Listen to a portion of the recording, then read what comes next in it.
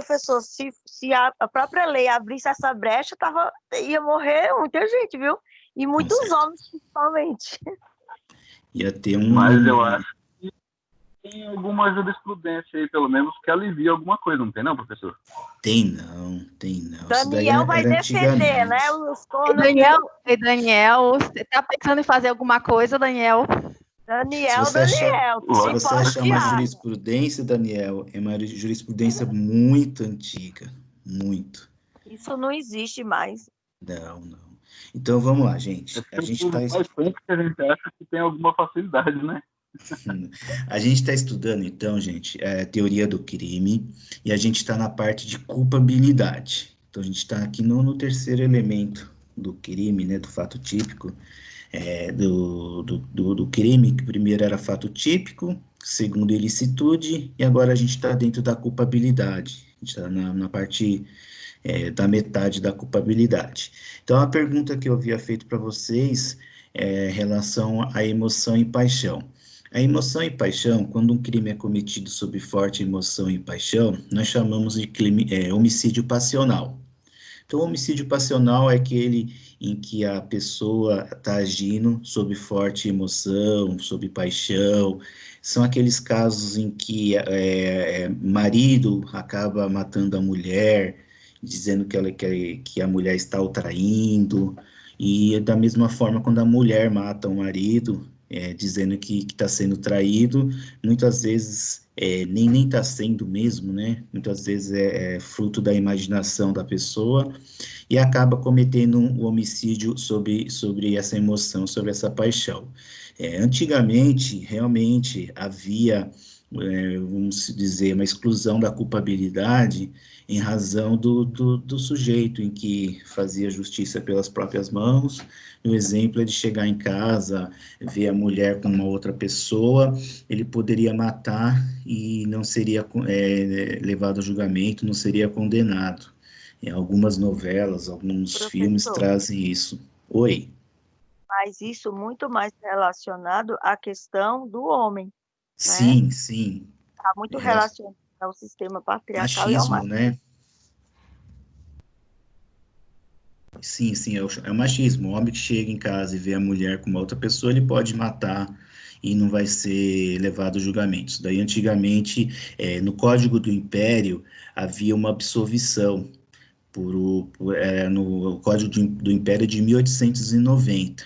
Então, havia uma absolvição em caso de homicídio passional, pelo sistema machista que havia antigamente, né? Que muito tem se lutado ao longo dos anos para que isso acabe.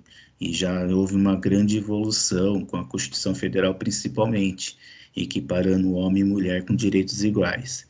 Então, antigamente, realmente havia, em caso de homicídio passional, em que o homem matava a mulher, e dessa forma ele era isento de culpabilidade. Hoje, o Código Penal, ele já deixa de forma categórica, no artigo 28, inciso 1, que não exclui a culpabilidade. Se não exclui a culpabilidade, quer dizer que há culpabilidade, ou seja, há fato típico, ilícito e culpável. Se há fato típico, ilícito e culpável, e o próprio Código Penal está dizendo que não exclui a culpabilidade, o agente vai responder normalmente por esse crime. Então, dentro do artigo 28, inciso 1. É diferente quando a emoção e a paixão são de formas patológicas. O que seria patológica? Se nós pegarmos a emoção e a paixão e equipararmos a uma situação de doença, se for constatado, lembra que na aula passada nós falamos como que se verifica se realmente é uma doença. Se realmente for verificado que é patológico, que é uma doença, aí sai do artigo 28 e vai para o artigo 26 e vai ser tratado como doença. É diferente de uma situação em que é pego, ou a pessoa é traindo a outra e vai lá e mata. Então, não se iguala a isso. Então, se for patológico, vai ser tratado como doença patológica. Não é o caso de simplesmente haver um caso em que há a traição, né, em que há a traição e a pessoa comete esse homicídio. Então, tanto a emoção como a paixão são alterações psicológicas do ser humano, né? Ambos são alterações psicológicas do ser humano. A doutrina diferencia a emoção e a paixão. Vai dizer que na emoção é feito de forma mais passageira. Exemplo, uma ira, cólera, uma ansiedade, um medo. E vai dizer que a paixão é mais duradoura. Seria o amor, o ódio, a ambição e mesmo o fanatismo. Isso daí é a doutrina quem faz essa diferenciação. Mas em ambos os casos, emoção e paixão, não há exclusão da culpabilidade, o agente responde pelo crime normalmente, tá? Não há nenhuma exclusão de culpabilidade. Vamos agora para a embriaguez. A embriaguez é um caso bastante interessante, porque quando você fala de embriaguez, você vai pensar logo em álcool. Então, é o sujeito que está sob efeito de álcool e comete esse crime. Para o direito penal, a embriaguez não é somente o álcool. O que é a embriaguez? A embriaguez vai ser uma intoxicação do organismo, produzida tanto pelo álcool como substâncias de efeitos análogos. Então, o agente pode cometer esse crime tanto por álcool como por substâncias e efeitos análogos, tá bem? Então, temos a embriaguez não somente do álcool, como também dessas substâncias de efeitos análogos. Seria também a própria droga, né? Se o sujeito está cometendo um crime sob efeito de entorpecentes, para o Código Penal é equiparado a essa embriaguez. Então, o sujeito vai responder ou não pelo crime que nós vamos ver agora. O artigo 28, inciso 2, o que diz o artigo 28, inciso 2? Não exclui a imputabilidade penal. Novamente, do jeito que a gente falou da emoção e a paixão, não exclui a imputabilidade penal. Em embriaguez voluntária ou culposa, embriaguez voluntária ou culposa, pelo álcool ou substância de efeitos análogos. Então, gente, no caso dessa embriaguez culposa, essa embriaguez voluntária ou culposa, ela não exclui a imputabilidade. Então, vamos falar um pouquinho dos tipos de embriaguez, para a gente saber qual tipo de embriaguez que vai excluir a putabilidade. Vai ser um tipo bem específico. Mas antes, para a gente chegar a esse tipo específico, vamos falar quais são os tipos de embriaguez, para a gente poder fazer um panorama geral aqui dos tipos de embriaguez. Então, lembrando, embriaguez pode ser tanto álcool como drogas, e também alguns tipos de remédio. Então, a embriaguez pode ser tanto álcool como drogas, né? A embriaguez, a gente pode fazer algumas diferenciações aqui. Nós temos a embriaguez crônica ou patológica, que vai ser quando o sujeito é dependente de álcool, né? Embriaguez crônica ou patológica, quando o sujeito é dependente de álcool. O organismo do sujeito já não consegue se livrar desses efeitos da droga, do álcool. Então, é equiparado a uma doença, é crônica, é patológica. O sujeito vive constantemente embriagado. Então, ele vai estar de forma constantemente embriagado. A embriaguez, gente, ela tem algumas fases. A doutrina costuma distinguir 3 fases da embriaguez. Então, vamos lá nas fases da embriaguez em que se comete uma quantidade maior de crime. A primeira fase é aquela fase eufórica. O que seria a fase eufórica? É aquele que o sujeito está logo no começo, se embriagando, e é aquele sujeito que bebe para deixar de ser inibido, aquela parte eufórica, aquela parte do erotismo, em que aquela primeira fase, A doutrina chama essa primeira fase da embriaguez a fase do macaco. Então, é a primeira fase, logo no início ali, em que 1, 2 doses ali vamos dizer, de uísque, o sujeito está nessa primeira fase, que é a fase eufórica. Passado a fase eufórica, o sujeito está continuando a se embriagar, ele vai para a fase agitada. É a fase em que o sujeito fica agressivo, fica nervoso, fica bravo, né? Onde se acontece a maior parte ali das brigas. É normal nessa segunda fase haver crimes de agressão. E essa segunda fase é chamada da fase do leão. Então, nós temos a primeira fase do macaco, segunda fase do leão, aí vai para a última fase. A última fase já é a fase do coma, chama comatosa, né? Essa fase do coma é que o sujeito vai ficar num sono ali profundo, né? Em coma profunda, e é chamada a fase do porco, né? O sujeito acaba vomitando, fazendo um monte de coisa aí, e é a terceira e última fase da embriaguez. Dentro das espécies de embriaguez, a gente agora temos 2 espécies de embriaguez, que nos interessa aqui para o nosso estudo. Nós temos a embriaguez completa, total e plena, e a embriaguez incompleta, parcial ou semiplena. Na embriaguez completa, a gente tem quando o sujeito atinge a segunda ou a terceira fase, do que nós falamos anteriormente. Quando o sujeito atinge a segunda ou a terceira fase, que é a fase do macaco, né? E a segunda fase que ele está ali agitado, a fase do leão, entre essa primeira e a segunda fase, ele está com a embriaguez completa, total ou plena. Não, desculpa, na segunda e terceira fase. Na segunda e terceira fase, ele está na embriaguez completa ou plena. Na primeira fase, não. Primeira fase é embriaguez incompleta, parcial ou semiplena. Então, corrigindo. Na completa, ele está na segunda e na terceira fase. Na completa, ele está na segunda e terceira fase. O que vinha a ser a segunda e a terceira fase? É a fase do leão e a fase do porco. Então, na embriaguez completa, ele está na fase do leão e na fase do porco. Na embriaguez incompleta, não. Está na primeira fase, que é na fase do macaco. Tá? E a origem por que a gente tem que falar tudo isso? Porque só um tipo de embriaguez que vai excluir a imputabilidade do agente. Então, a gente tem que saber qual é esse tipo de embriaguez.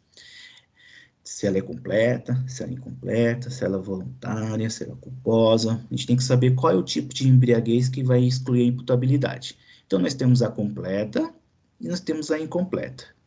E temos com relação à origem, a embriaguez, a voluntária, a intencional, a culposa, ou a pré-ordenada ou dolosa, ou a fortuita. A embriaguez voluntária, intencional, é quando a gente se embriaga. Ele comete ele se embriaga de forma voluntária, ninguém o obriga, ou ele não ele está sabendo o que ele está fazendo. Então, essa embriaguez voluntária, intencional, é quando o sujeito se coloca de forma voluntária, não é forçado a isso, guarde bem essa palavra. Ele não é forçado, ele sabe do que está fazendo, ó. Não é forçado e sabe do que está fazendo. Dentro da embriaguez voluntária, ele não é forçado, ele sabe o que está fazendo. Então, vamos supor que eu e o Daniel somos 2 amigos ali, começamos a beber. Ninguém está nos forçando a beber, ninguém está nos obrigando a beber. Nós nos colocamos de forma voluntária. Aí está a chave do negócio. Nós nos colocamos de forma voluntária a nos embriagar. Tá? Nós nos colocamos de forma voluntária a nos embriagar. É diferente da embriaguez culposa. Na embriaguez culposa, o agente não quer se embriagar, mas ele acaba se embriagando por imprudência, né? Ele se excede nessa imprudência, ele exagera no consumo do álcool.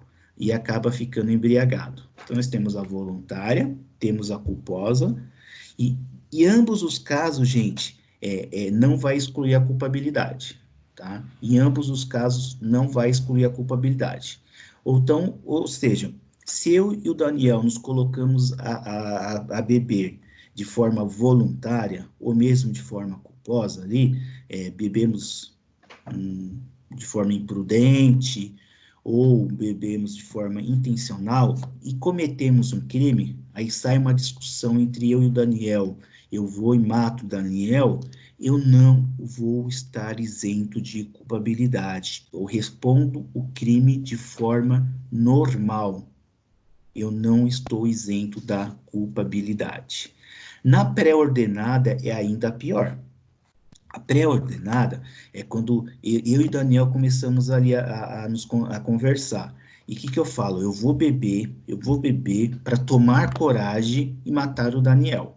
Então, eu me coloco nessa situação de forma pré-ordenada, eu já sei o que eu vou cometer o crime, eu sei qual é a minha intenção qual é? Matar o Daniel. Então, eu coloco a beber justamente para isso. Eu estou bebendo para matar o Daniel.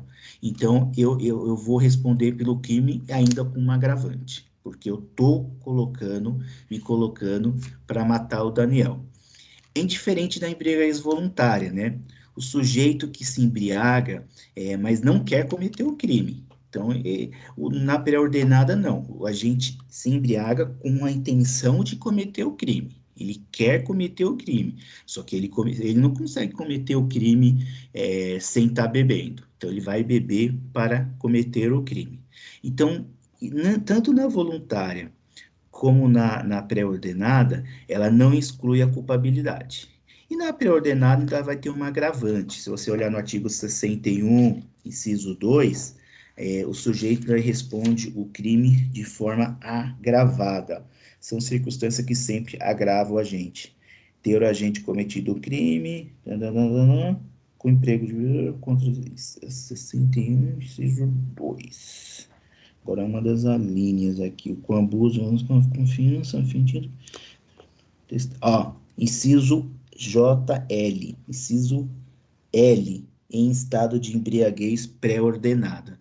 Então, se o sujeito está cometendo o crime em estado de embriaguez pré-ordenada, além de que ele responde pelo crime, ainda com uma circunstância agravada. Artigo 61, inciso 1, a linha L. JL. Eles comeram o K, né? Acho que na época não tinha K. É JL. Tá? Então, o sujeito que se coloca nesse estado de embriaguez para cometer o crime, ele ainda vai ter uma agravante. É diferente agora, gente, quando a gente está falando da embriaguez fortuita ou acidental. Opa! Agora sim, a embriaguez fortuita ou acidental, esta é diferente do que nós estamos falando anteriormente. Na fortuita ou acidental, é quando emana de caso fortuito ou força maior, ou seja, não depende da vontade do agente, não é desejada pelo agente. Na fortuita ou acidental, a gente vai estar dentro do artigo 28, parágrafo 1º. O que diz o artigo 28, parágrafo 1º? É isento de pena, olha aí, ó, é isento de pena. O agente que por embriaguez completa, proveniente de caso fortuito ou força maior, era o tempo da ação inteiramente incapaz de entender o caráter ilícito ou de determinar de acordo com esse entendimento. Então, a única embriaguez suficiente para isentar o agente de pena é tão somente a fortuita ou acidental. Somente essa. Somente a fortuita ou acidental. Todas as demais embriaguez, o agente responde pelo crime. E na pré-ordenada, ele ainda responde com uma agravante. Então, retomando aqui, todas as demais em embriaguez, o agente responde normalmente pelo crime. Ele só não responde quando for uma embriaguez fortuita ou acidental. O que vem a ser uma embriaguez fortuita ou acidental? Se vocês olharem nos livros de doutrina, eles têm os exemplos assim bem diferentes da sua normalidade. Os doutrinadores mais antigos vai dizer o seguinte, eles citam como exemplo do sujeito que cai dentro de um tonel de pinga por acidente. Então ele trabalha lá, ele cai dentro de um tonel de pinga, acaba se embriagando e nesse caso, se ele cometer um crime, ele vai estar isento de pena, tá? Outro exemplo que os livros vão trazer, e o próprio professor Kleber Masson, no livro dele, ele traz, ele vai falar do sujeito que tem uma fábrica clandestina de álcool. Então, o sujeito que tem uma fábrica clandestina de álcool e os vizinhos inalam, cheiram aquele álcool, ele vai ficar embriagado de forma fortuita acidental e vai estar sujeito a cometimento de um crime, vai estar dentro do artigo 28, parágrafo 1º, tá bom? É, E, pode falar. isso aí dá pano para uma discussão, né? Porque eu não consigo entender como que, independente de ser voluntário ou involuntário, então a pessoa comete o crime e ela não é punida, não acontece nada? Só a fortuito acidental. Só a Como se, fortuito então, acidental. Então, é como se... Tá, pode falar. Os outros tipos de embriaguez, eles respondem normalmente. Agora, a fortuita ou acidental, ela não depende da vontade do agente. O agente não foi imprudente, o agente não teve vontade. Então, o outro exemplo que eu ia dar para você, quando o sujeito está fazendo um tratamento médico, aí ele bebe um copo de cerveja e nesse caso ali, ele fica de forma fortuita, acidental, embriagado. Então, é somente nesses casos. Então, Aham, não, a grande maioria, 99,9% dos casos, eles respondem normalmente pelo crime. Ó, professor, tá. Pode falar. professor e Val, houve tá se aproveitando aí essa fala da Val, houve até uma situação essa semana, que acho que não sei se todo mundo viu, do caso daquele empresário lá em Alphaville que não foi um crime, mas ele cometeu um crime de desacato aí aos policiais, e ele Sim. alegou na delegacia, professor, que ele estava embriagado, estava sob efeito de álcool e que teria problemas, que a gente até viu essa matéria anteriormente, teria problemas mental, né? Só que ele não apresentou nenhuma carteirinha, igual você falou, lá no delegado, ele não apresentou nenhum documento que realmente confirmasse que ele tinha problema mental, né? Algum documento médico, mas ele vai responder, mesmo ele Vai. querendo se safar, ele vai responder, não é isso? Vai responder normalmente. Ele só não Normalmente. responderia se fosse fortuito ou acidental. Mas pelo É, que nós vimos ali, não era nem fortuito ou acidental. Ele estava mesmo embriagado, né? Eu, embriagado e... É eu, assim, pode É a falar. fase do leão. eu entendi, Isso, então, isso. que se você foi embriagado de uma forma involuntária, no caso, né? É, infortúnio, como que você falou, professor? Fortuito ou acidental. Isso. Aí você não. Não, é que é assim, professor. Na saúde a gente estuda a questão do alcoolismo, né? E Sim. aí parte-se o princípio de que não é o álcool que faz com que a pessoa cometa um crime ou uma atitude. Na verdade, o álcool ele vem como uma barreira, né? A gente tem uma barreira que cada um tem dentro, né, dos nossos limites do que é certo e do que é errado. E quando a pessoa ela usa o álcool, é como se a gente tirasse essa barreira, né? O álcool ele funciona muito assim, né? Dentro Nesse caso que coloca está falando, parece a pré-ordenada, né? Tira a Não, barreira, seria a então, pré-ordenada, né? aí parece, sabe, que a pessoa faz, que é o álcool que comete o crime, entendeu? Mas, e claro, isso não é debate para cá, mas tudo bem.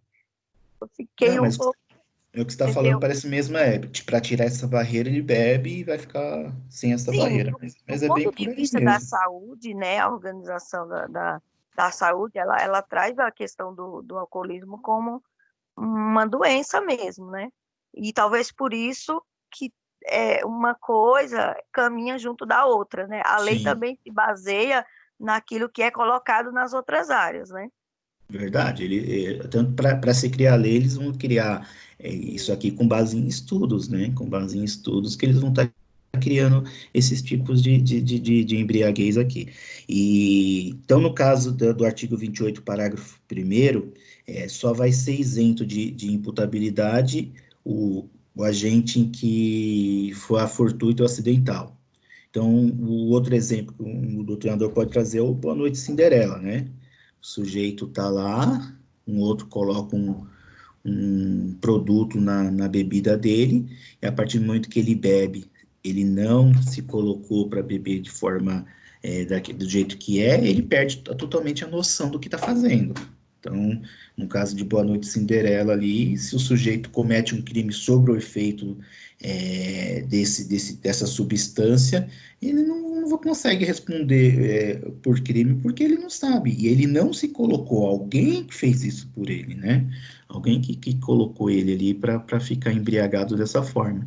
Então ele não se colocou. E se a embriaguez ela for de forma incompleta, mas novamente, caso fortuito e força maior, mesmo assim sendo forma incompleta, ele vai ter uma causa de diminuição da pena, que vai equivaler à semi-imputabilidade. Então, sempre lembrando, gente, a embriaguez, para que ocorra a isenção da pena, ou para que ocorra a semi-imputabilidade, a diminuição da pena, ela só pode ser em caso fortuito ou força maior, somente por esse, caso fortuito ou força maior. Eu estou com um processo aqui no Taboão da Serra pela Defensoria, em que os dois sujeitos se colocaram em estado de cheirar cocaína, babá, ficaram a noite toda se drogando. No dia seguinte, um levantou para ir embora, o outro falou que ele tinha que pagar um dinheiro, se desentenderam e um matou o outro. Então, nesse caso aí, não vai ter isenção de pena, porque eles se colocaram de forma voluntária, a se embriagar a ingerir droga. Pode ser que na hora que cometeu o crime, ele não tinha plena capacidade, com certeza não tinha, porque um amigo não ia matar o outro. Mas não é fortuito ou acidental.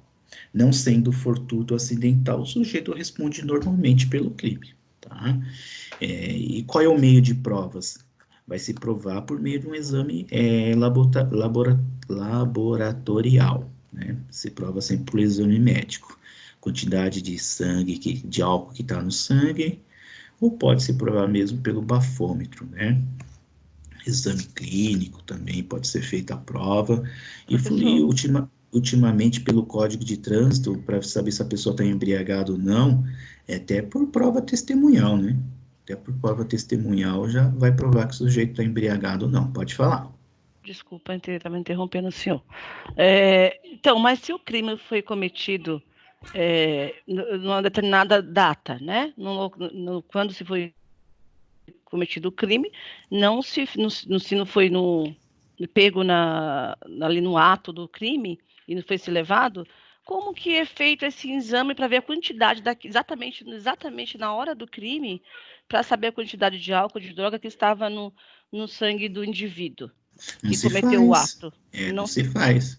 Porque o que vai ser feito, os outros elementos de prova, prova testemunhal, eles tiraram foto do ambiente que as pessoas estavam, e pelas fotos deu para ver várias cápsulas de cocaína, só endorfina, né?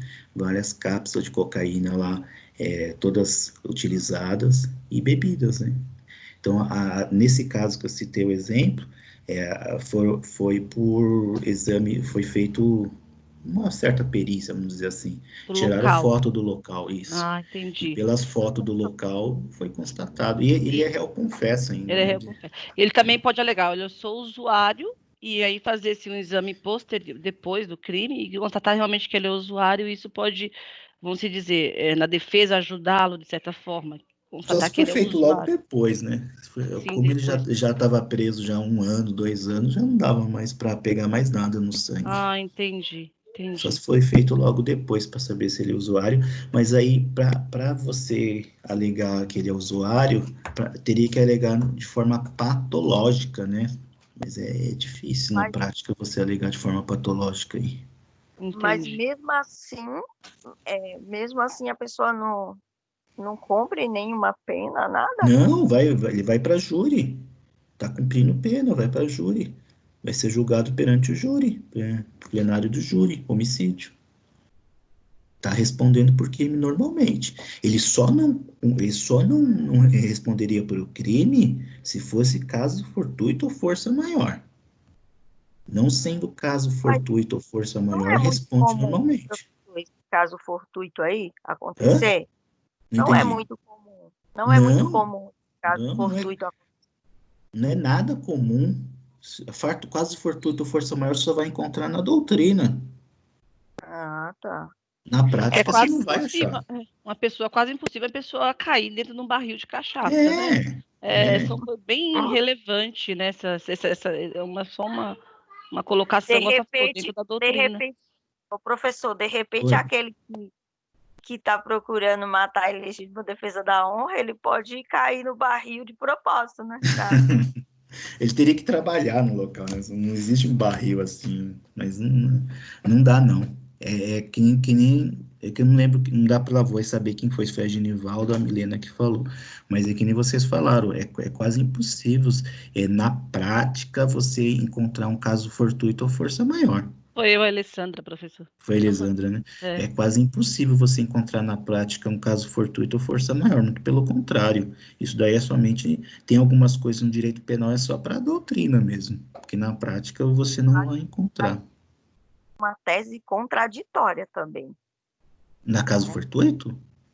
Ah, eu acho, porque independente de você estar embriagado por sua vontade ou não, parte-se de um princípio de que não é o álcool responsável pelas suas ações. Ah, Quando não, você mas depende, viu, ô Genivaldo? Nesse exemplo que o professor Cleber Masson deu, você está na sua casa e de forma involuntária ali você inala o álcool e você fica totalmente embriagado e não sabe do que está fazendo, acho que não dá para ser nem 8 nem 80.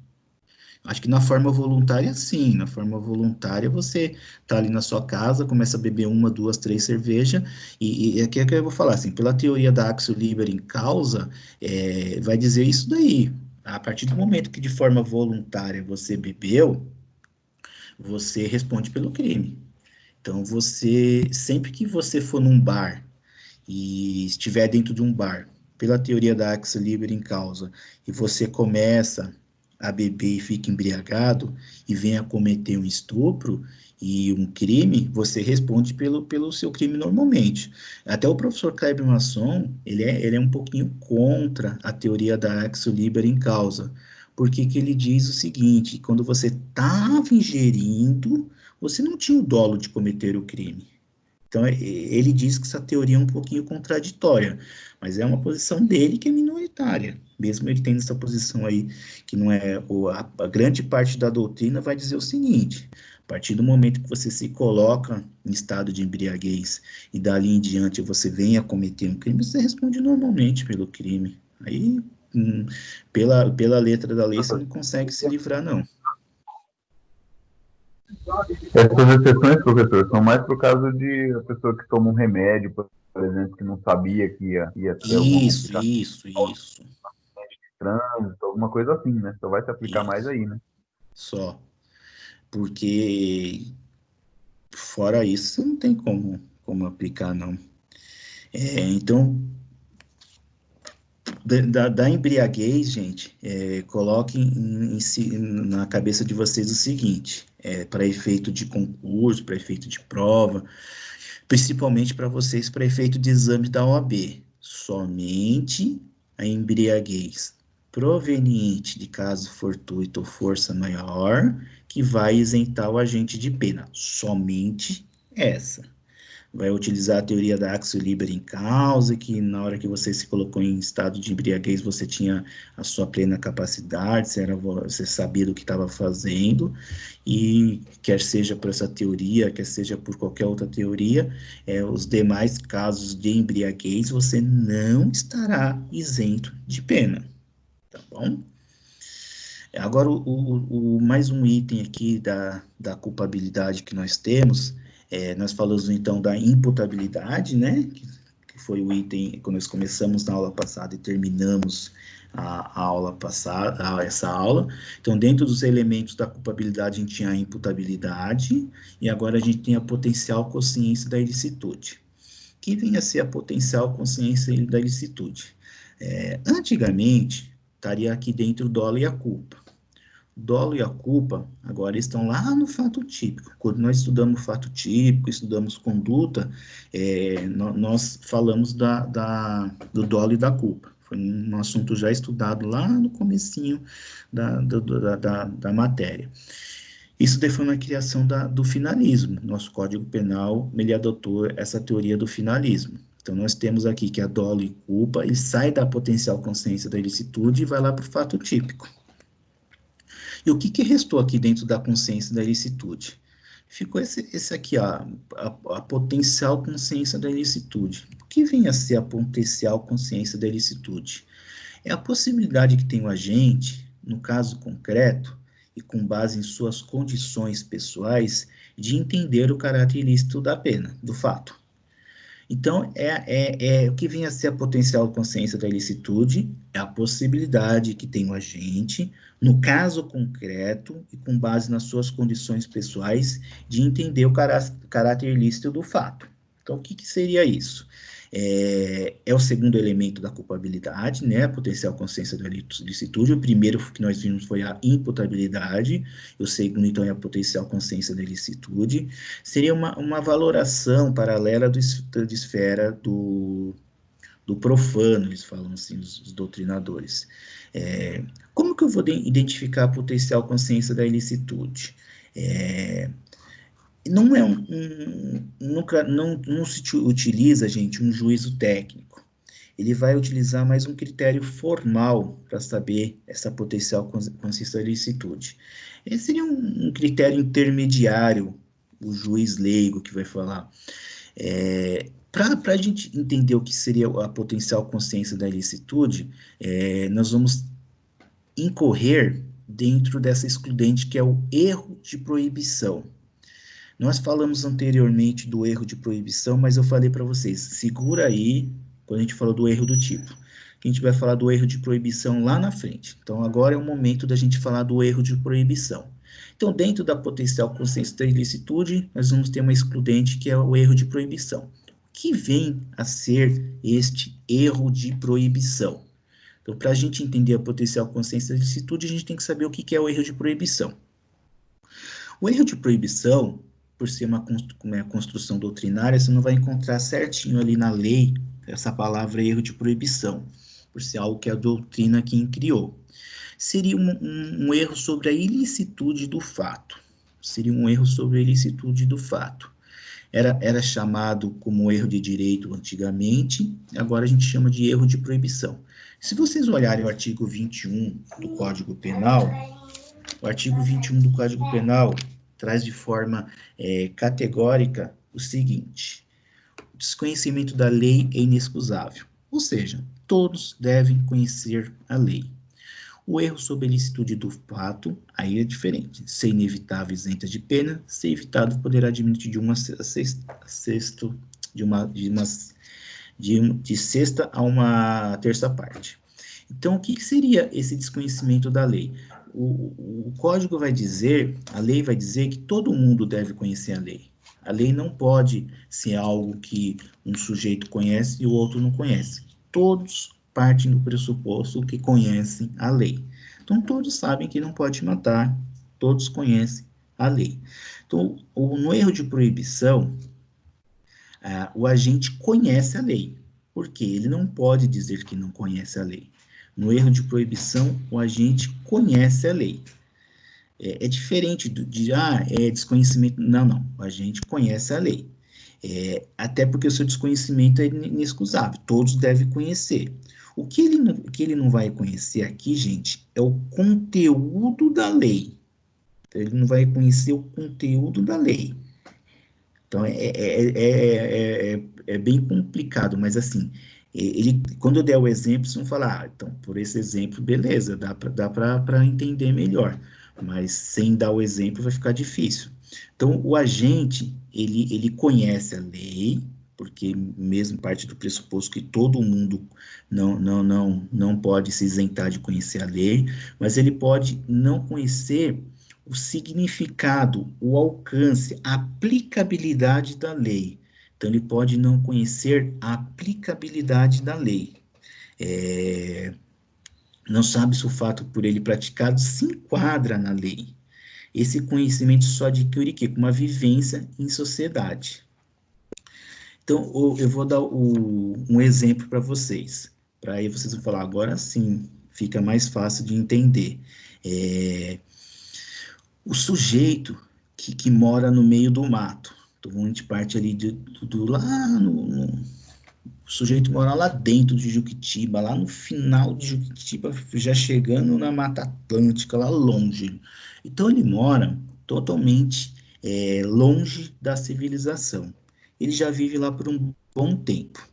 Ele mata um tatu para comer. Olha esse exemplo doido. Então, o sujeito mora no mato, ele mata um tatu para comer. Vocês acham que ele vai estar cometendo um crime? O que vocês acham? Ele mora no mato e mata Isso, um ele mata tatu? um tatu para comer. Ai, depende, né? Depende do quê? Não. Se ele matar eu Olha acho que por que um interessante. tatu não. Eu acho que um tatu não também. É que tem animal Mas que não pode matar, né? pela lei dos crimes ambientais, ele comete um crime. Comete um crime, né? É verdade. Então, todos partem do pressuposto que todo mundo conhece a lei. Mas se o sujeito mora dentro do mato, para ele é normal matar um tatu e comer. Então, para ele não está cometendo nenhum crime. Então, ele não tá desconhecimento da lei. Não é bem o desconhecimento da lei. É mais sua aplicabilidade. Porque ele não vai conhecer, não vai saber. Vocês são estudantes de direito, estão iniciando o curso. Vocês não vão conhecer toda a lei de crimes ambientais. Existe uma lei que chama Lei de Crimes Ambientais. Você não vai conhecer essa lei de crime ambiental.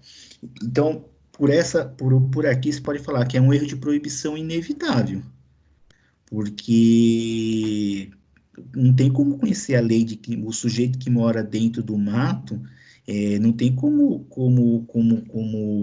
conhecer a lei de crimes ambientais. Ele sabe que se matar o vizinho dele, ele vai responder por um crime. Mas ele não sabe que se ele matar um tatu para comer, ele responde pelo crime de acordo com a lei de crimes ambientais. Então, pelo erro de proibição, se for de tipo inevitável, excusável, invencível, o agente errou. Mas por mais que ele se esforçasse, ele incorreria no mesmo erro. Ele não sabe que vai estar cometendo esse crime. Então, ele vai ter uma isenção da pena e vai ter uma exclusão da culpabilidade. Por quê? Por falta da potencial consciência da ilicitude. Entenderam? Então, a potencial consciência da ilicitude vai levar necessariamente ao erro de proibição, e se for inevitável, invencível, isenta o agente de pena. Só que em casos bem particular. Você não vai pegar qualquer um caso, esse sujeito matou o vizinho e desconhecia que matar uma outra pessoa era crime. Aí não, né? Aí esse tipo de erro ele não tem como cometer, não. Esse tipo de erro, o sujeito vai estar acobertado aí, não vai estar acobertado, ele vai responder por pena normalmente. Então, tem que ser um tipo de erro que nem eu perguntei para vocês. Vocês incorreriam no mesmo erro. Por quê? Vocês não conhecem com propriedade uma lei de crimes ambientais. Você acha que um sujeito que mora no mato, que está longe da civilização, vai conhecer com propriedade esse tipo de lei?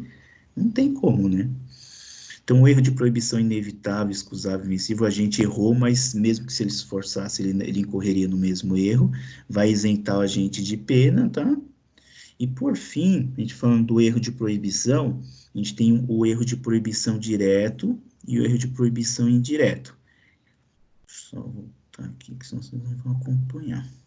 Então, o erro de proibição direto, ele recai sobre a consciência da ilicitude, e erro de proibição indireto é quando ele recai sobre uma discriminante putativa, que a gente já viu anteriormente o que seria a discriminante putativa, tá? Então, no erro de proibição, gente, se for evitável, o agente errou, mas se ele tivesse se esforçado, ele não teria errado, aí não isenta o agente, não isenta ele de pena. Ele vai responder por pena normalmente, uma diminuição de 1/6 a 1/3. Vamos partir do pressuposto que ele mora num vilarejo.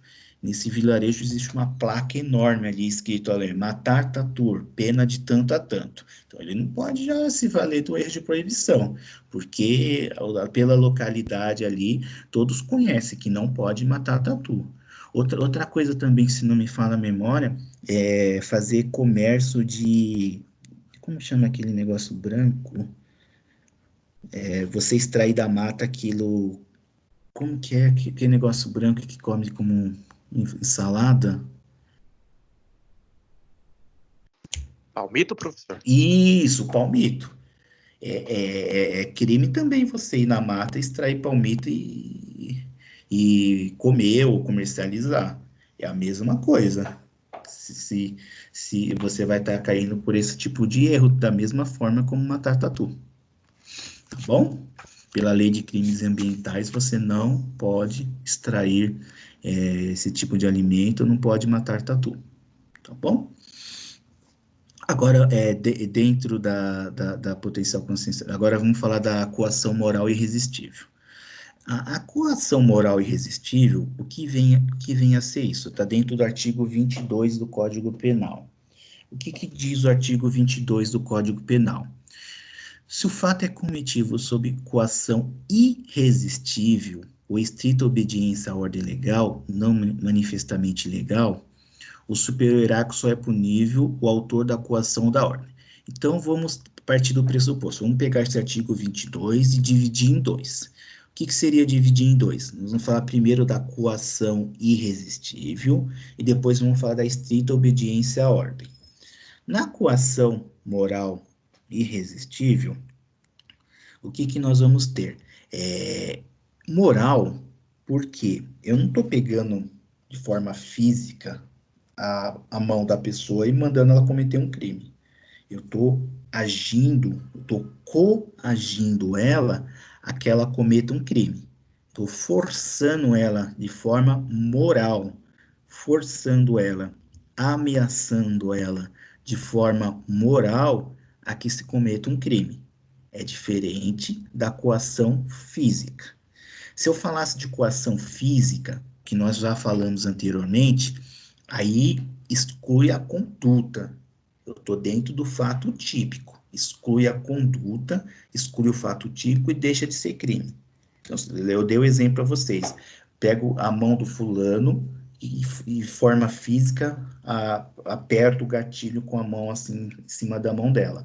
Aí é forma física. Aqui não, nós estamos de forma moral. Eu pego a família da Genivalda, coloco a família da Genivalda, mando foto da família da Genivalda e digo, ó, se você não for lá e matar a Elisandra, a sua família vai morrer. Aí eu pego um dedo da filha, mando para ela, falo, ó, próximo vai ser a mão inteira. Esse tipo de coação é irresistível. Ela não tem como não cumprir o que eu estou falando. Porque eu estou ameaçando ela de tal forma que eu estou tirando a vontade dela. Ela deixa de ter qualquer vontade. Ela passa a fazer o que eu estou mandando para ela. A coação moral é tão grande que é o quê? Ela deixa de ter vontade própria, ela deixa de responder pelo crime, e quem vai responder é a pessoa que está por trás dela. Então, se eu pego a Genivalda de forma moral assim, irresistível, Genivalda, você tem que abrir ela trabalha dentro do banco, você vai ter que abrir o cofre do banco, porque eu estou com a sua família aqui. Aí mostra a foto da família da Genivalda comigo. Ela vai ver aquilo e vai falar assim, se eu não abrir o banco, e ele abrir o cofre, e ele pegar todo o dinheiro do cofre, eu não tenho outra opção. Então, eu não vou responder por roubo, eu não vou responder por furto, eu não vou responder por nada. Eu estou de forma, sob efeito de coação irresistível. Eu não respondo por crime nenhum, mas a pessoa que está por trás da Genivaldo que responde pelo crime. Então, quais são os requisitos dessa coação moral irresistível? Vai ter a ameaça do coautor, tá? A pessoa que está por trás da Genivalda, vai ser a pessoa que vai fazer a promessa de um mal grave para a Genivalda, iminente.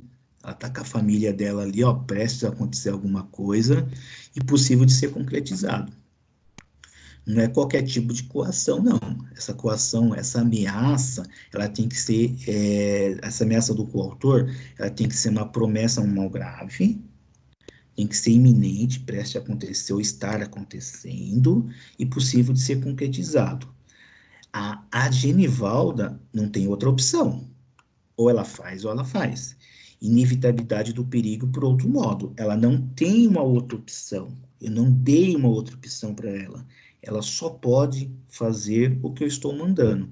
Inevitabilidade do perigo por outro modo. O coagido não possui uma outra forma de agir. Ela só vai agir desse modo que eu estou dizendo. O caráter irresistível da ameaça. Como que eu vou saber que esse caráter é irresistível? De acordo com o fato concreto, de acordo com o caso concreto. Somente assim que eu vou saber que esse fato é irresistível, analisando o caso concreto. Envolvimento do mínimo de 3 pessoas. Quais são essas 3 pessoas? A gente vai ter o coautor, o coagido e a vítima, tá? Então, no exemplo que eu dei, eu, Francisco, ameaço a Genivalda, então eu sou o coautor, ameaço a Genivalda, ela é a coagida de matar a família da Genivalda, matar a filha da Genivalda, que é uma vítima. Então eu tenho 3 integrantes nessa relação: coautor, pessoa que está ali por trás, coagido, mais a vítima.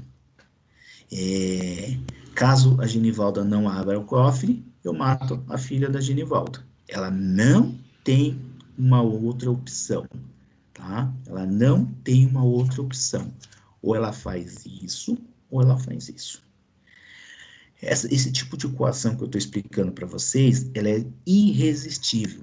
Ou seja, o sujeito não tem uma terceira opção.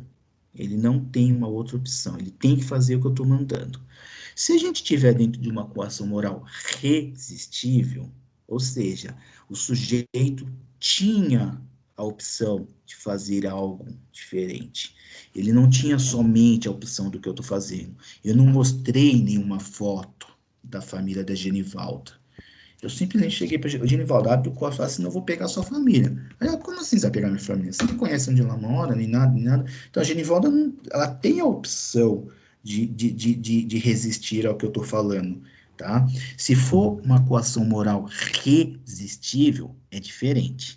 Dentro da coação moral resistível, o sujeito, tanto o coautor como o coagido, vai responder por crime. Então, tanto o Francisco como a Genivalda respondem por crime. Por que o Francisco responde por crime? Porque ele é o que está atrás. Ele é o coautor, né? Ele é o cara que está atrás fazendo tudo. E por que a Genivalda responde pelo crime? Porque ela tinha uma outra forma de fazer. Ela não estava de forma irresistível. Ela tinha uma outra forma de fazer. Ela tinha como agir de uma forma diferenciada. Então, eu respondo pelo crime com uma agravante, a Genivalda responde pelo crime com uma atenuante, tá? Eu respondo por uma agravante, a Genivalda responde por uma atenuante. Qual atenuante que a Genivalda responde? Ela pega o artigo 65, inciso 3, 65, circunstâncias atenuantes. Inciso 3, ter o agente, a linha C, cometido o crime sob coação de que podia resistir. Coação de que podia resistir. Então, a Genivalda tinha a opção de resistir. Se ela tivesse pensado um pouquinho melhor ali, se ela tivesse feito alguma coisa a mais, ela teria a opção de resistir. Então, se ela teria a opção de resistir, ela responde pelo crime, tá? Porque ela tinha uma segunda opção. Ela responde pelo crime com uma atenuante, mas ela tinha uma segunda opção. É diferente da anterior. A anterior que eu expliquei para vocês, a coação moral irresistível, ela não tinha essa opção. Ou ela fazia o que eu estava mandando, ou eu matava a família dela. Na resistível, não. Ela tem uma segunda opção. Se ela tem uma segunda opção, ela acaba respondendo por crime junto comigo. O coautor e o coagido responde pelo crime. A coação moral irresistível, gente, ou resistível, ela é diferente. A coação moral irresistível é diferente do temor reverencial. O que é o temor reverencial? É o receio de desagradar uma pessoa pela qual nutre profundo respeito. Só isso, é um receio de desagradar a pessoa pela qual você nutre um grande respeito. Então, se você chega na faculdade, a gente volta a estudar, fala assim, puta, o professor Francisco é uma gente boa, gosto dele pra caramba. Então, existe um respeito de forma recíproca com o professor. Aí eu chego para a Genivalda e falo, Genivalda, você não tem como abrir aquele cofre lá para eu poder pegar o dinheiro, não? Eu não estou coagindo a Genivalda. Só que ela tem um respeito tão grande por mim que ela fala, puta, eu não vou desapontar meu professor. Eu abro o cofre para você, professor. Pode deixar que eu abro. Aí, você observa que nesse exemplo que eu estou dando para vocês, eu não ameacei a Genivalda, não falei da família dela, não falei nada. Aqui a gente chama de temor reverencial. Então, nesse caso aí, não exclui a culpabilidade. Eu respondo o crime da mesma forma. E a Genivalda também vai responder pelo crime da mesma forma. Não vai haver exclusão da culpabilidade. Tá bom? Então, dentro dessa coação moral, gente, seguinte, tem que ser de forma irresistível, tá? Tem que ser de forma irresistível. Se for de forma resistível, ambos respondem pelo crime. Um responde com uma atenuante, um responde com uma agravante. Mas ambos respondem pelo crime.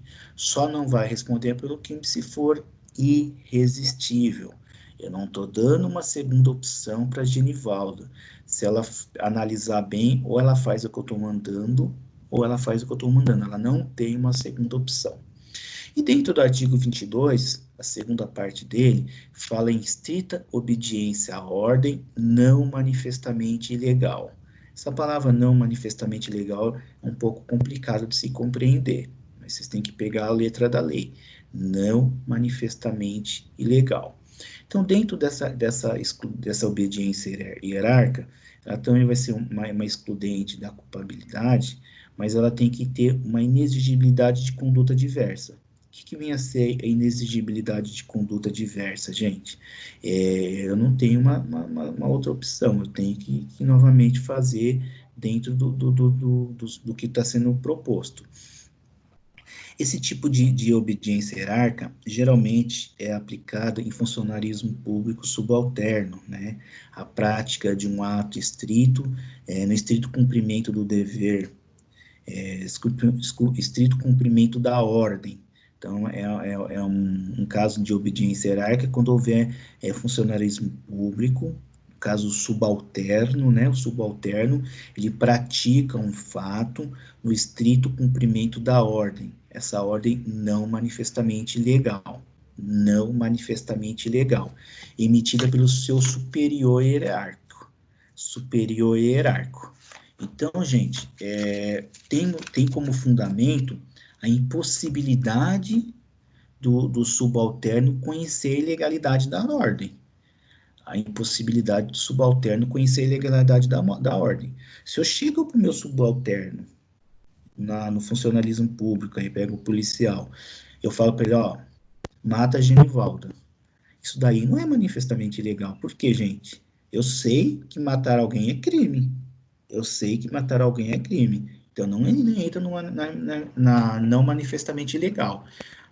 Agora, se eu chegar para, ó, mata a Genivalda, porque ela tá com uma arma. Olha ali, ó, o volume da arma. Aí olha assim, perto da roupa da... Aí é diferente. Aí vai estar fazendo, tá cumprindo a obediência hierárquica e a ordem não é manifestamente ilegal. Por quê? Tem a excludente da culpabilidade, né? A excludente da culpabilidade é legítima defesa ali. Então, não é manifestamente ilegal. Então, os requisitos seriam uma ordem não manifestamente ilegal, tá? Não manifestamente ilegal. A ordem emanada tem que vir de uma autoridade competente, tem que haver uma relação de direito público, envolvimento novamente mínimo de 3 pessoas, como foi na coação moral irresistível.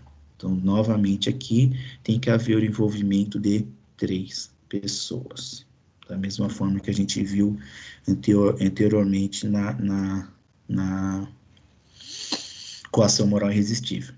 Então, essa obediência hierárquica, gente, sempre põe em mente, essa ordem tem que ser não manifestamente ilegal.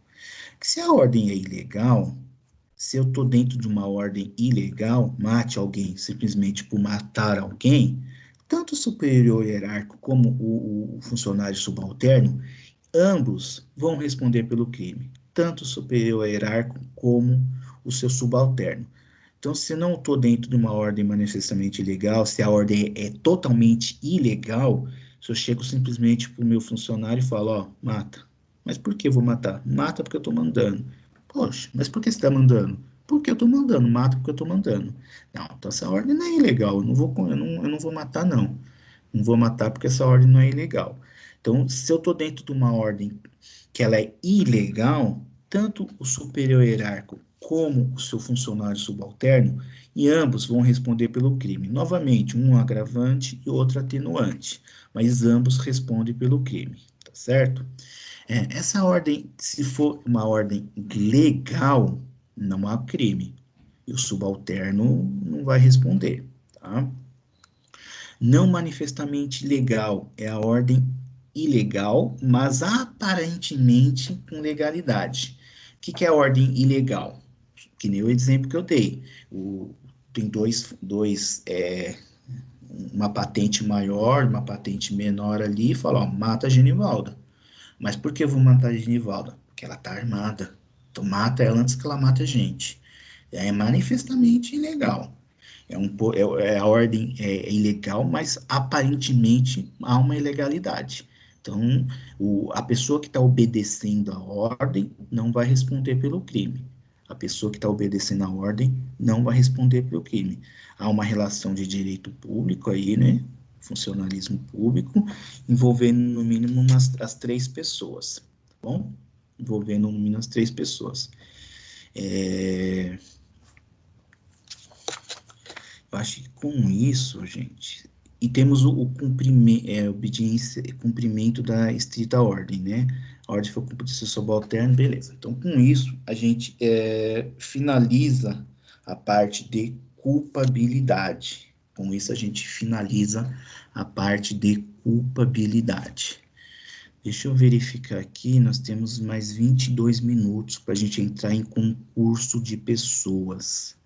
Vamos entrar em concurso de pessoas. Dá um minuto aqui para eu poder mudar o slide e a gente entrar em concurso de pessoas. Então, com isso, nós terminamos o terceiro elemento do crime.